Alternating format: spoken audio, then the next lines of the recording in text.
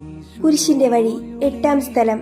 ഈശോമിശിഹ ഓസ്ലേം നഗരിയിലെ സ്ത്രീകളെ ആശ്വസിപ്പിക്കുന്നു.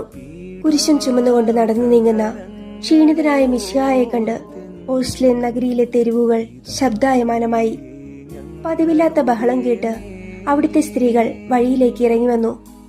ക്രൂരമർദ്ദനത്താൽ വലഞ്ഞ് രക്തത്തിൽ കുളിച്ച് ദുർബലനായി നടന്നു നീങ്ങുന്ന മിശിഹായെ കണ്ട് അവർ ഹൃദയം പൊട്ടിക്കരഞ്ഞു.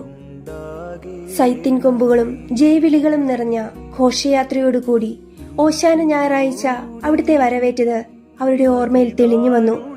അവരുടെ മനസ്സ് സഹതാപപൂർണമായി. അവരുടെ കണ്ണുനീർ ഈശോയെ തെല്ലൊന്ന് ആശ്വസിപ്പിച്ചു. കടുത്ത വേദനയിലും അവിടുന്ന് അവരോടായി പറഞ്ഞു, നിങ്ങൾ എന്നെ ഓർത്ത് കരയരുത്, നിങ്ങളെയും നിങ്ങളുടെ മക്കളെയും കുറിച്ചോർത്ത് കരയുവിൻ. അവിടുത്തെ ഈ വാക്കുകൾ ഒരു പ്രവചനമായിരുന്നു. ഏതാനും വർഷങ്ങൾക്കുള്ളിൽ ഓസ്ലേം നഗരം ആക്രമിക്കപ്പെടും. കടുത്ത ദാരിദ്ര്യം അവരെ പിടികൂടും. ഇത് മുന്നിൽ കണ്ട് അവിടുന്ന് സ്വയം മറന്ന് അവരെ ആശ്വസിപ്പിച്ചു. പാപമാലിന്യ കഴുകേണമേ